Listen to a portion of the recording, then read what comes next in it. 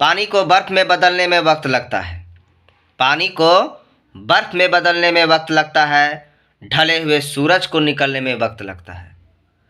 थोड़ा धीरज रख, थोड़ा और जोर लगाता रह, किस्मत के जंग लगे दरवाजे को खुलने में वक्त लगता है।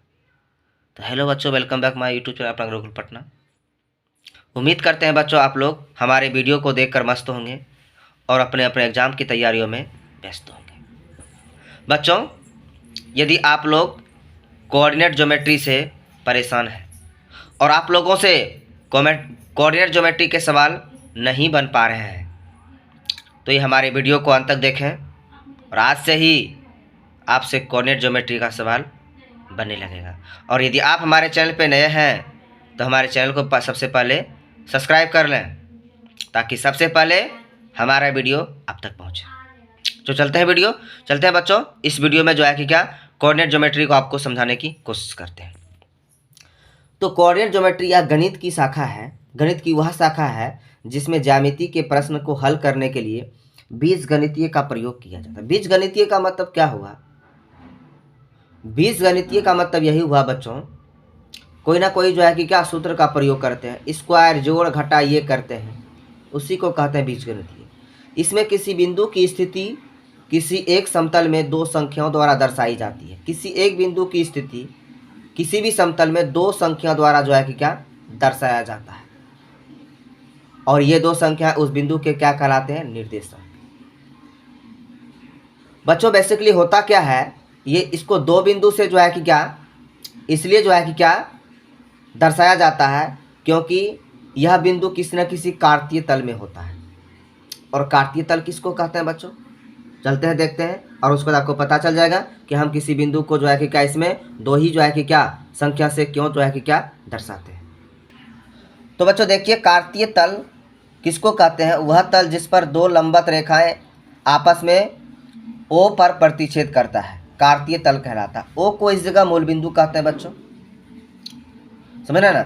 ये लंबवत रेखा होता है और जो हॉरिजॉन्टल होता है उसको हम एक्स एक्सिस कहते हैं बच्चों।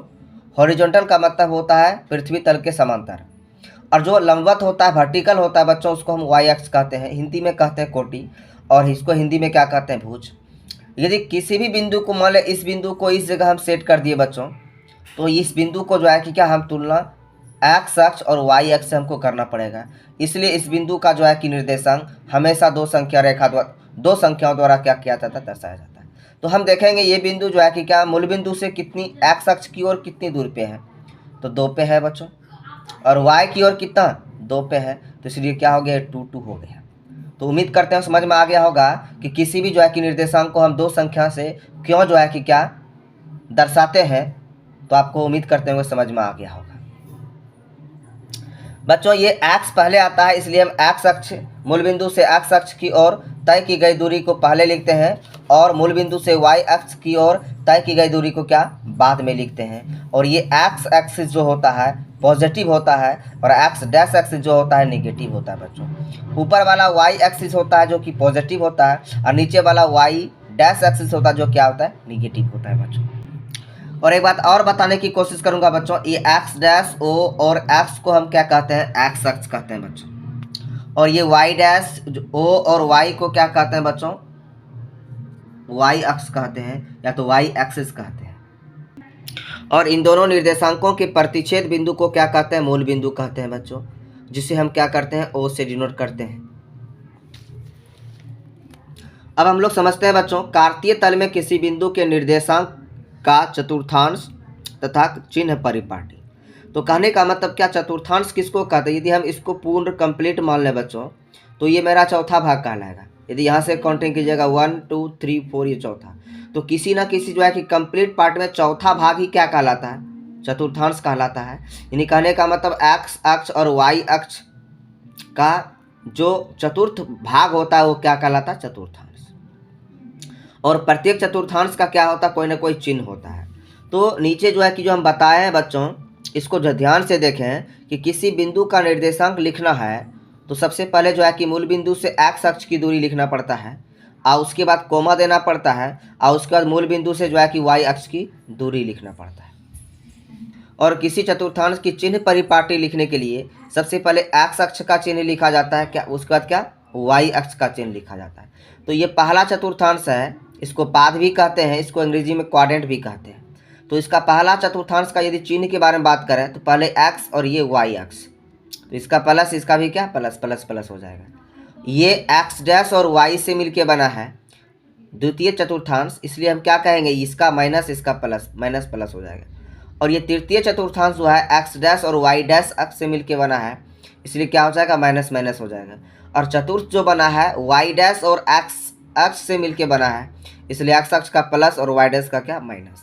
तो आपको मालूम हो जाना चाहिए कैसे कैसे क्या होता है। अब देखिए बच्चों कि यदि कोई बिंदु ये 3,2 है तो यही निर्देशांक है, और यह निर्देशांक क्या बताता है, ये 3 क्या बता रहा है कि हम मूल बिंदु से जो है कि क्या 3 की दूरी पे हैं, और ये 2 क्या बता रहा है, और एक्स अक्ष पर है, और ये 2 क्या बता रहा है, हम वाई अक्ष पर जो है कि क्या मूल बिंदु से 2 इकाई पे हैं, दूरी पे हैं। तो ये क्या हो गया आपका निर्देशांक, और निर्देशांक हमेशा जो है कि क्या जोड़े नंबर में आता है, हमेशा याद रखना है आपको। इस जगह से जो है कि आपसे क्वेश्चन पूछ सकता है, कोई एक निर्देशांक देकर के चतुर्थांश बताने के लिए पूछ सकता है। तो देखना है -4 और -3 का चतुर्थांश बताइए, तो दोनों का चिन्ह माइनस माइनस है, और यह किस में होता है, तृतीय में होता है, इसलिए आपका आंसर क्या हो जाएगा, तृतीय। अब इस जगह देखिए बच्चों, नोट पहला नंबर में आपको हम बताने का हर चीज़ कॉन्सेप्ट ही है इसमें, किसी रेखा के ग्राफ पर आधारित कॉन्सेप्ट। ग्राफ जो होगा, यदि हम ग्राफ को जो है कि एक्स अक्ष को काट रहे हैं, कोई ग्राफ एक्स अक्ष को काट रहा है, तो कहने का मतलब उसमें क्या मिल सकता है आपको, एक्स अक्ष को जो है कि मूल बिंदु से किसी न किसी दूरी पे काट सकता है, मैं बताइए। तो इस बिंदु का निर्देशांक यदि निकालने के लिए कहेगा तो क्या होगा, कोई ना कोई डिस्टेंस, तो मान लेता है एक्स, और इसमें वाई की ओर कोई डिस्टेंस होगा, वाई का मूल बिंदु से वाई का डिस्टेंस होगा, कुछ नहीं होगा, 0 हो जाएगा। तो कहने का मतलब इससे हमको क्या पता चलता है, यदि एक्स अक्ष को कोई ग्राफ काट रहा है तो उसमें जो है कि क्या होगा, उसका निर्देशांक जिस बिंदु पे काट रहा होगा उसका x, 0।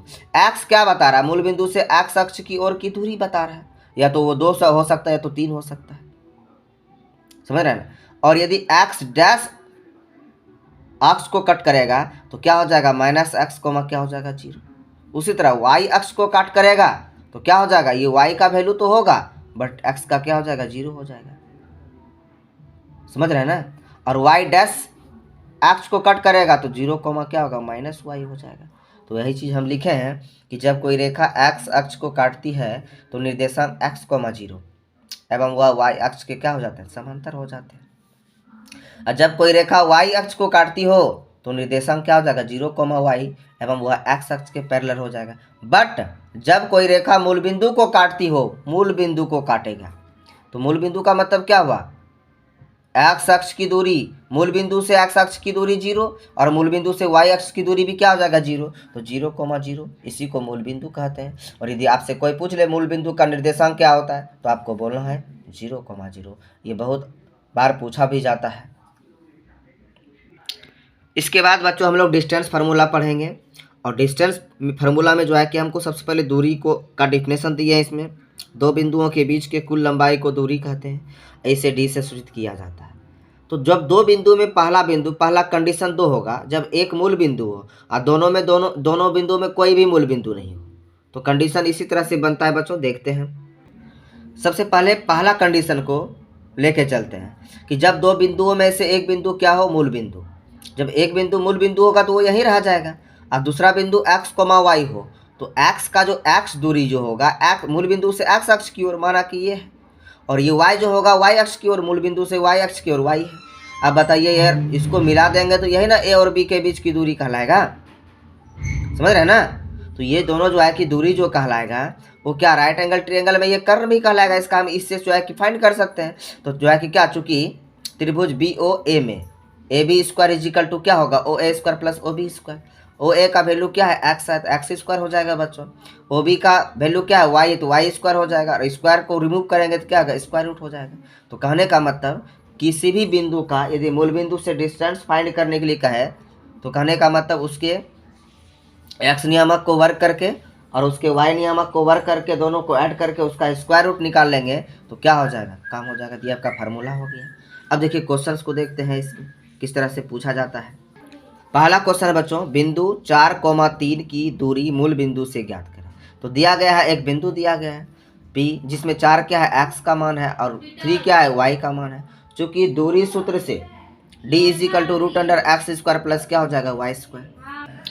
देखिए बच्चों, 4 का स्क्वायर 16 हो गया, 3 का स्क्वायर 9 हो गया, 16 9 क्या हो गया 25, 25 का स्क्वायर रूट क्या होगा 5। ये डिस्टेंस है इसलिए इकाई है, और इसमें कोई यूनिट नहीं होता इसलिए इकाई मान लिया है। दूसरा कंडीशन देखिए बच्चों, जब एक बिंदु A x1 y1 एवं दूसरा बिंदु B x2 y2 हो तो क्या होगा। यदि x1 है तो x1 का मतलब मूल बिंदु से क्या, x1 डिस्टेंस पे, और y1 का मतलब मूल बिंदु से क्या, y1 डिस्टेंस पे। इसको मान लिए, इसका जो है कि निर्देशांक क्या हो जाएगा इस जगह, x1 और क्या y1 हो जाएगा। तो ये A मान लिए मेरा। उसके बाद क्या, दूसरा बिंदु B x2, तो मूल बिंदु से x अक्ष की दूरी पूरा टोटल x2 हो गया, और मूल बिंदु से y2 का डिस्टेंस पूरा y2 हो जाएगा। तो इसका निर्देशांक क्या हो जाएगा बताइए, x2 क्या y2 हो जाएगा। अब बताइए यदि हम इसको पूरा मिला दें, इसे इसको पूरा मिला दें तो ये मेरा क्या हो जाएगा, राइट एंगल ट्रायंगल बन जाए। ये पूरा मेरा क्या है, y2 है, और ये मेरा पूरा क्या है बताइए, y1 है। क्या है, y1, ये y1 है, ये दोनों बराबर है। तो ये मेरा क्या हो जाएगा बताइए, y2 माइनस y1 हो जाएगा। ये मेरा पूरा x2 है और ये मेरा x1 है, तो ये डिस्टेंस मेरा क्या हो जाएगा बताओ, x2 माइनस x1 हो जाएगा। तो इसका मान x2 माइनस क्या x1, इसका मान y2 माइनस y1 है। तो इस ट्रायंगल में जो है कि क्या हम AB का वैल्यू नहीं निकाल सकते हैं, इसलिए चूंकि त्रिभुज APB में AB² इजिकल टू क्या हो जाएगा, AP² plus BP²। AB² is equal to AP का वैल्यू क्या है, x2 माइनस x1 का होल स्क्वायर। BP का वैल्यू क्या है, y2 माइनस y1 का होल स्क्वायर। जब स्क्वायर रूट को हटाएंगे तो क्या होगा, स्क्वायर को हटाएंगे तो स्क्वायर रूट आ जाएगा।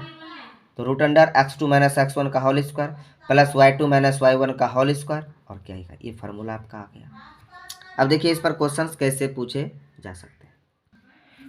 अब देखिए क्वेश्चन, बिंदुए A 4,3 एवं बिंदुए B 8,8 के बीच की दूरी ज्ञात करें। तो दिया गया आपको एक बिंदु ये इसको x1 y1 मान लेंगे, इसको x2 y2 मान लेंगे। चूंकि इस सूत्र से AB is equal to √x2 minus x1 का whole square plus y2 minus y1 का होल स्क्वायर। तो x2 ये हो गया ना, तो 8 माइनस क्या होगा 4 का होल स्क्वायर। ये y2 है ना, तो 8 माइनस 3 का होल स्क्वायर हो जाएगा। तो 8 में से 4 जाएगा, 4 का स्क्वायर हो जाएगा।